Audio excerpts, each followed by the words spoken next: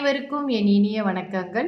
இன்றைய பதிவில் நேற்றைய தொடர்ச்சி தான். ஸ்ரீஹரியை எந்த மலர்களால் அர்ச்சித்தால் நமக்கு என்ன விதமான பலன்கள் கிடைக்கும் என்பதை நம்ம பார்க்குறோம். அதை தொடர்ச்சி இன்று தாமரை மலர்களால் அர்ச்சிப்பது முக்தி கிட்டும் அப்படின்னு போட்டிருக்காங்க.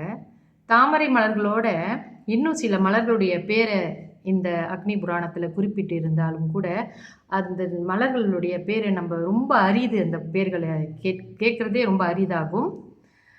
அது தமிழில் அந்த மலர்களுக்கு பேர்கள் இருக்க வாய்ப்பு இருக்கிறது.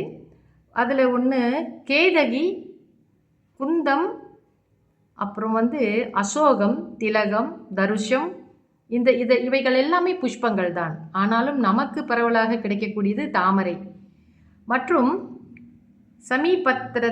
பத்திரம் அப்படின்னு போட்டிருக்காங்க. பத்திரம் என்றால் நான் நினைக்கிறேன் இது ஒரு விதமான மூலிகை செடியாகத்தான் இருக்கும் என்று நினைக்கிறேன். இந்த பத்திரத்தாலும் அவரை அர்ச்சனை செய்யலாம் என்று இங்கே குறிப்பிடப்பட்டிருக்கிறது.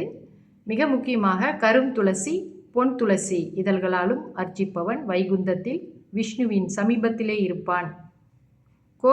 கோகனந்தம் 100 லில்லி புஷ்பங்களை உடைய மாலை, ரூபம் என்ற ஒரு புஷ்பம், அர்ஜுனம் என்ற ஒரு புஷ்பம், கதம்பம் மற்றும் வகுலம், சிஞ்ச சுகம், மணி, கோகர்ணம், நாகர்ணம், சந்தியா, கேதகி, குஷம், காசம் ஆகிய மலர்களாலும் ஒருவன் விஷ்ணுவை அர்ச்சித்தால் அவனுக்கு எல்லா விதமான பாவங்களும் நீங்கி இவ்வுலகிலே நீண்ட கால மகிழ்ச்சியுடன் வாழ்ந்திருப்பான்.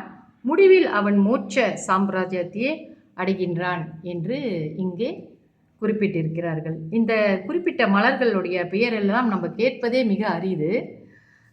ஆனாலும் நம்ம அது தமிழிலே இந்த பேர் இதில் இந்த மலர்களுக்கு இருக்குதா அப்படின்னு இருக்குது என்றால் நம்மளால் கண்டுபிடிக்க முடியும். இந்த மலர்கள் ஒரு சமயம் சர்வசாதாரணமாக இந்த மலர்கள் கிடைக்கக்கூடிய வகையில் தான் இருக்கும் என்று நான் நினைக்கிறேன்.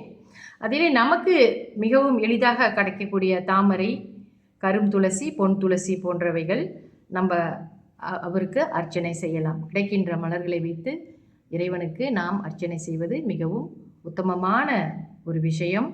இது நம்ம பாவங்களை போக்க வல்லமை உடையது என்று இங்கு குறிப்பிட்டிருக்கிறாங்க. தொடர்ந்து இதோட தொடர்ச்சியை நாளைக்கு பார்ப்போம்.